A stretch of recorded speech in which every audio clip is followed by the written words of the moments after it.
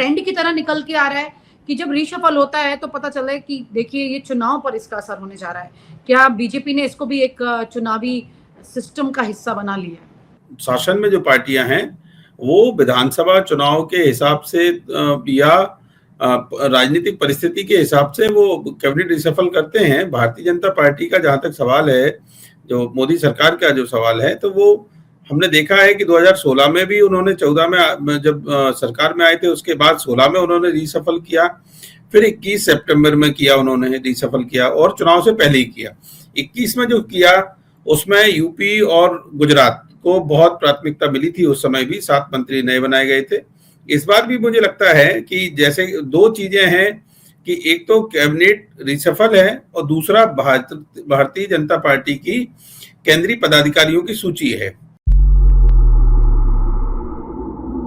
दोस्तों नमस्कार, मैं हूं विनीता यादव और आप देख रहे हैं न्यूज़ निशादत हर खबर की। जब चुनाव होते हैं ठीक उससे पहले बीजेपी अपने मंत्रियों में कुछ एक बड़ा बदलाव कर देती है। ये बदलाव क्या वाकई में चुनावी रणनीति में फायदा पहुंचाता है बीजेपी को? ये एक बड़ा सवाल है। अगर आप 2022 का चुनाव की बात करें, उत्तर प्रदेश के असेंबली इलेक्शन की, तो उस वक्त भी जब चुनाव थे उससे 2 महीने पहले, 3 महीने पहले लगभग सितंबर के महीने में 2021 में तो एक रीशफल किया गया था। उस रीशफल में कई ऐसे लोग उतारा गया था मंत्रालयों में जो कि उत्तर प्रदेश से ताल्लुक रखते थे। ऐसे ही अभी काफी लंबे वक्त से रीशफल को लेकर के चर्चाएं चल रही हैं। ये जो भी पार्लियामेंट सेशन से पहले होना था, अब वो अभी तक नहीं हुआ, पार्लियामेंट सेशन खत्म होने को है। तो यहाँ पर बड़ा सवाल ये उठता है कि क्या ये भी एक ऐसी प्लानिंग है, क्योंकि पहले के वक्त में जो रीशफल हुआ करते थे वो किसी वजह से हुआ करते थे। क्या अब मंत्रियों का अदलना बदलना भी, ये सब भी क्या किसी चुनावी रणनीति का हिस्सा है? इस बारे में चर्चा करते हैं। हमारे साथ वरिष्ठ पत्रकार जुड़ रहे हैं, धर्मेंद्र सिंह भदौरिया जी। उन्हीं से समझेंगे इस बात को, क्योंकि ये बहुत अहम बात है। इसको समझना बड़ा जरूरी है कि बीजेपी की कितनी रणनीतियां ऐसी हैं जो उन्हें फायदा पहुंचाती हैं, जिसका आम जन नहीं समझ पाता है। यहाँ तक कि पत्रकार भी सर ये सोचते हैं कि देखिए अच्छा रीशफल कब होने वाला है, अच्छा हमारी ये खबर है, हम इस खबर को कर लेंगे रीशफल होने में। लेकिन ये एक ट्रेंड की तरह निकल के आ रहा है कि जब रीशफल होता है तो पता चला है कि देखिए ये चुनाव पर इसका असर होने जा रहा है। क्या बीजेपी ने इसको भी एक चुनावी सिस्टम का हिस्सा बना लिया है? नहीं, बीजेपी की ही बात नहीं है मैम। हमेशा ही जो पार्टियां हैं, जो शासन में जो पार्टियां हैं वो विधानसभा चुनाव के हिसाब से या राजनीतिक परिस्थिति के हिसाब से वो कैबिनेट रिशफल करते हैं। भारतीय जनता पार्टी का जहां तक सवाल है, जो मोदी सरकार का जो सवाल है, तो वो हमने देखा है कि 2016 में भी उन्होंने 14 में जब सरकार में आए थे, उसके बाद 16 में उन्होंने रिशफल किया, फिर 21 सितंबर में किया उन्होंने रिशफल किया, और चुनाव से पहले ही किया। 21 में जो किया उसमें यूपी और गुजरात को बहुत प्राथमिकता मिली थी। उस समय भी 7 मंत्री नए बनाए गए थे। इस बार भी मुझे लगता है कि जैसे 2 चीजें हैं कि एक तो कैबिनेट रिशफल है और दूसरा भारतीय जनता पार्टी की केंद्रीय पदाधिकारियों की सूची है।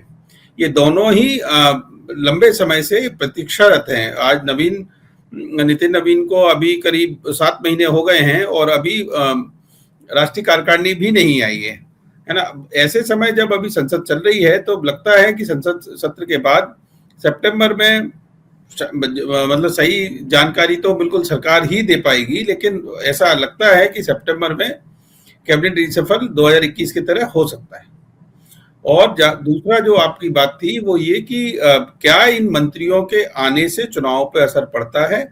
डेफिनेटली, जब आप जो उस क्षेत्र के नेता को केंद्र में मंत्री बनाते हैं तो उसका असर बढ़ जाता है। लोग उसको सुनते हैं, और लोग न केवल सुनते हैं बल्कि आपने देखा है कि बिहार और उत्तर प्रदेश प्रमुख रूप से ऐसे राज्य हैं जहां जाति के आधार पर बहुत ज्यादा वोट पड़ते हैं। तो ऐसे में जिस जाति का मंत्री बनता है, जिस जाति को महत्व मिलता है, उसके वोट पर भी असर आता है।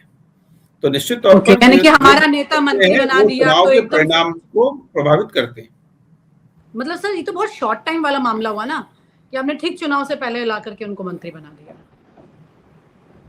नहीं, ये तो हमेशा से होता रहा है। ये कोई भारतीय जनता पार्टी कर रही है, मोदी सरकार कर रही है, ऐसा नहीं है। सभी सरकारों में आप देखिएगा, अगर ढंग से देखेंगे हम, तो ऐसा रहा है कि जब भी कभी जब विधानसभा चुनाव जिन राज्य विशेष में हो रहे हैं उस कैबिनेट रिशफल से पहले तो ऐसा होता रहा है। ये कोई नई परंपरा नहीं है, नई बात नहीं है। राजनीतिक इक्वेशन को देखकर ही पॉलिटिकल रिशफल होते हैं, कैबिनेट रिशफल होते हैं, तो वो इस बार भी होंगे। अच्छा, लेकिन ये रीशफलिंग जो है, यानी कि अब क्योंकि पहले अगर हम याद करें तो यूपीए के वक्त में बात कर लीजिए या पहले 2003 की भी अगर मैं बात करूं तो ऐसा ट्रेंड नहीं देखने को मिलता था। अभी एक ट्रेंड की तरह दिखाई दे रहा है।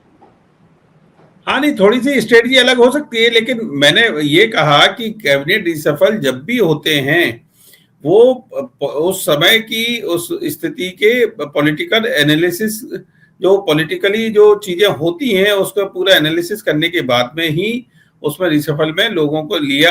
एक तो होती है मंत्रियों की परफॉर्मेंस, उसके आधार पर वो हटते हैं, या दूसरे जो सांसद हैं उनकी संसद में परफॉर्मेंस या क्षेत्र में परफॉर्मेंस, उस हिसाब से एक होते हैं। और एक होते हैं कि स्ट्रेटजिकल जो समीकरण के हिसाब से जो होते हैं, तो वो जरूर रखे जाते हैं और हमेशा से रखे गए हैं। सर, आप उत्तर प्रदेश के चुनाव पे भी पूरी नजर बनाए हुए हैं जो भी आने वाले हैं। बड़ा सवाल ये है कि बहुत सारे ऐसे मंत्री हैं जो असंतुष्ट हैं, जो मंत्री पद पर बैठे हुए हैं। उन्होंने ही, अगर हम ये कहें कि किसी ने कुछ बहुत बड़ा काम किया या चर्चा में बना रहा, या विज्ञापनों में योगी जी के अलावा कोई बहुत दिखाई दे गया, ऐसे कोई चेहरे दिखाई देते नहीं है, तो क्या ही फर्क पड़ता है? चेहरा तो देखो मैम, चेहरा तो हमेशा से ही विनीता जी, भारतीय जनता पार्टी में किसी भी जगह चुनाव हो, किसी भी राज्य में चुनाव हो, उस राज्य विशेष का मुख्यमंत्री और प्रधानमंत्री नरेंद्र मोदी यही सबसे बड़े चेहरे रहते हैं। तो यूपी चुनाव में भी प्रधानमंत्री और योगी आदित्यनाथ ये सबसे बड़े चेहरे रहेंगे। उसके बाद राजनाथ सिंह हैं या अमित शाह हैं, तो पार्टी की तरफ से यही सबसे प्रमुख चेहरे तो यही होंगे।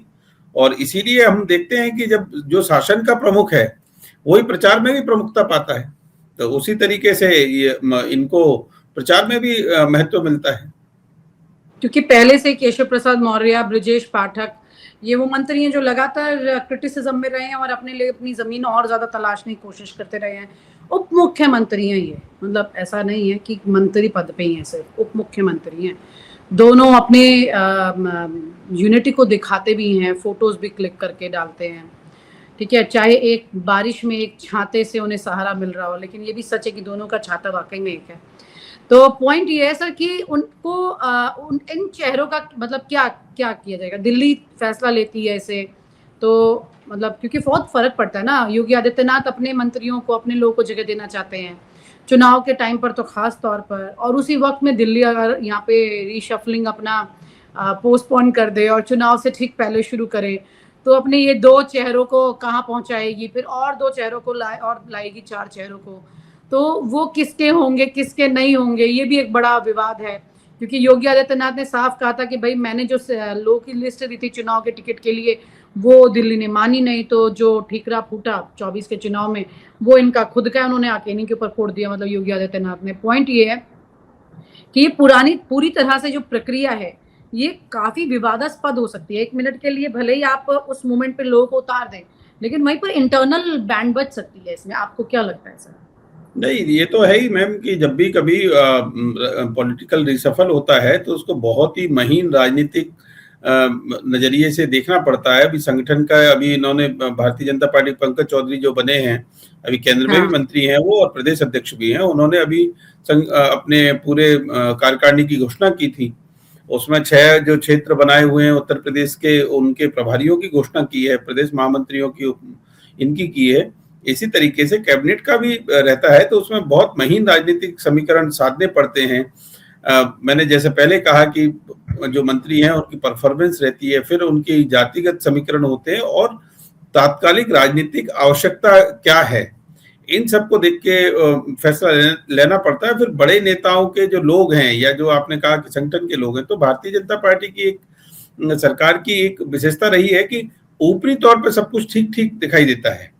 बहुत ही रेयरली कभी अलग जाते हैं, जैसे केशव प्रसाद मौर्य हैं और ब्रजेश पाठक जैसे आपने कहे, तो केशव प्रसाद मौर्य का रुख जरूर ये दिखाई देता रहा है, पहले से ही थोड़ा सा अलग रुख वो लेते रहे हैं। वो इंडिपेंडेंट एक नेता हैं और उप मुख्यमंत्री लगातार बने हुए हैं। चुनाव हार गए थे, उसके बावजूद भी वो उप मुख्यमंत्री उनको बनाया गया दोबारा भी।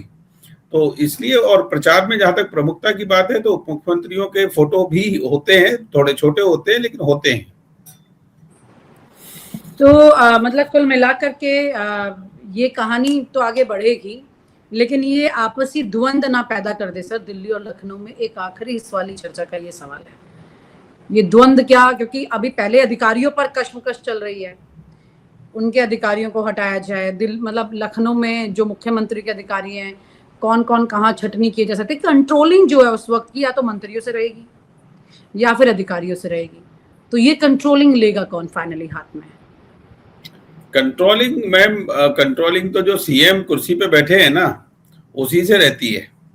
तो कंट्रोल अच्छा। तो आखिरी में अंतिम कंट्रोल तो योगी आदित्यनाथ का ही है। अगर वहां पर यूपी के कॉन्टेक्स्ट में बात करें और केंद्र के कॉन्टेक्स्ट में बात करें तो मंत्री कोई भी बन जाए, आखिरी में कंट्रोल तो प्रधानमंत्री का ही होता है ना। अंतिम निर्णय तो कैबिनेट मिलकर लेती है और प्रधानमंत्री लेंगे। सर आपने दोनों बातें कह दी,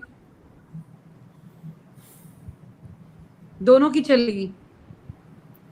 बिल्कुल बिल्कुल,